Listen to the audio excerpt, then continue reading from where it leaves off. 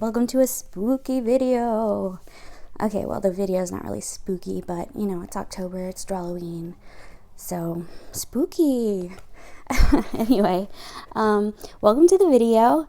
Today I'm going to be taking you through my Drawlloween prep time, my supplies, and then days 1 through 10 of Drawlloween.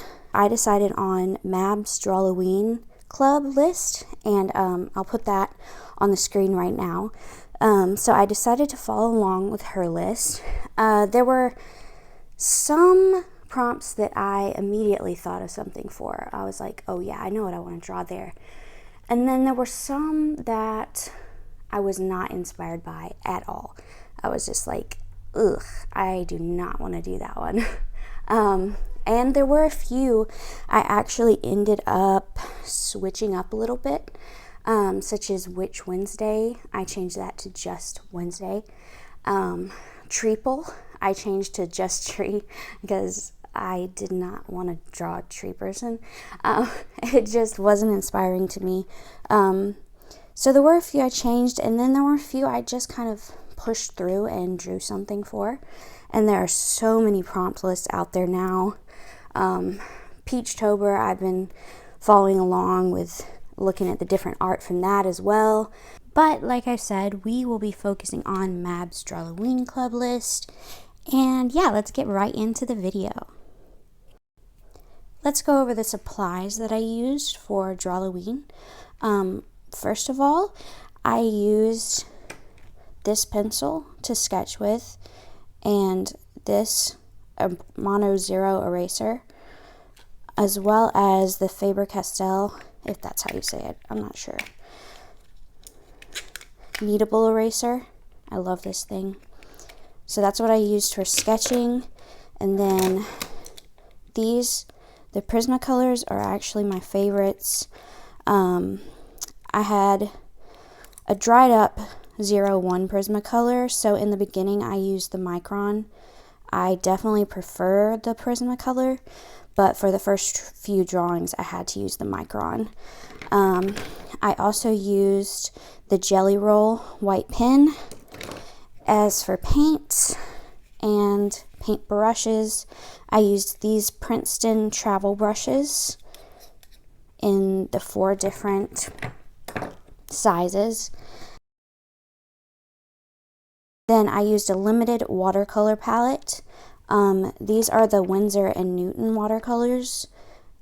These two are from the Cotman set, Payne's Gray and Ivory Black.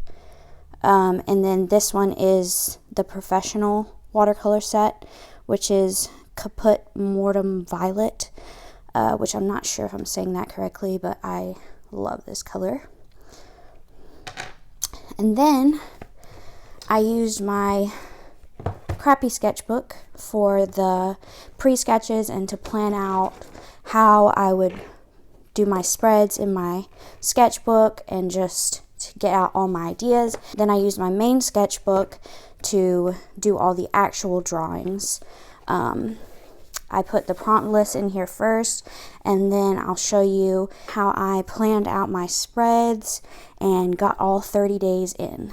So as for planning, I used this, this is just my crappy sketchbook, and I just use this for whatever I want. There's no pressure in here.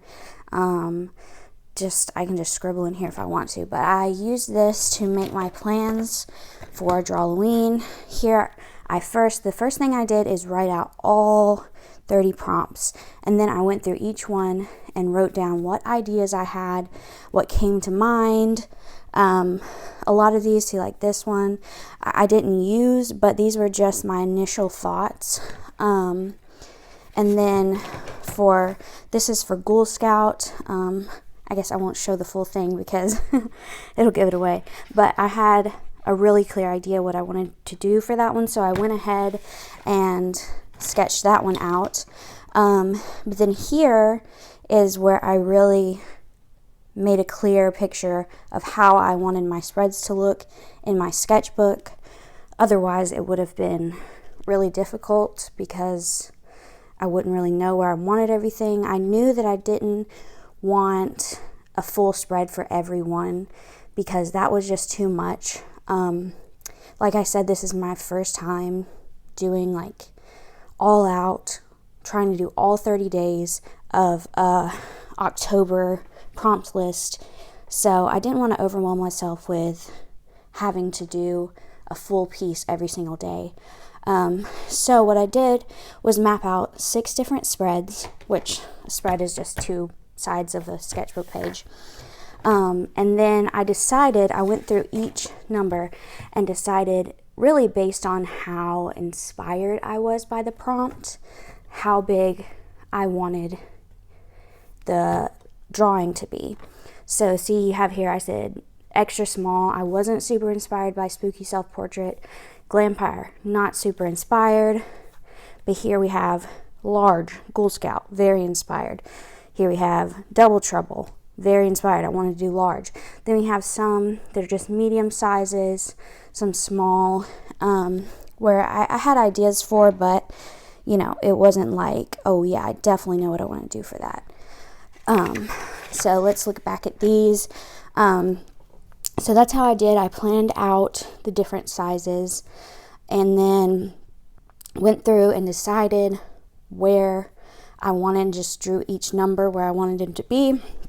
And then I actually planned out each spread, and not all of them, but a lot of them I drew just little idea sketches.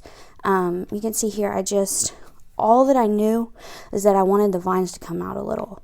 That's my idea that I wanted to make sure I had. These obviously are more done. Here we have one of the threads.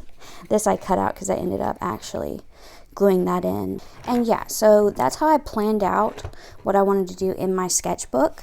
It was really just an experiment, I guess, because I've never done this before, but this seemed to work out really well.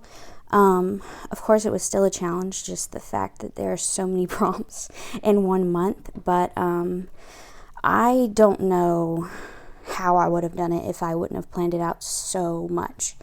Actually, I know I wouldn't have been able to do it if I hadn't planned it out this much and, you know, worked during September and thought up all my ideas beforehand. So yeah, that was a really important part of this.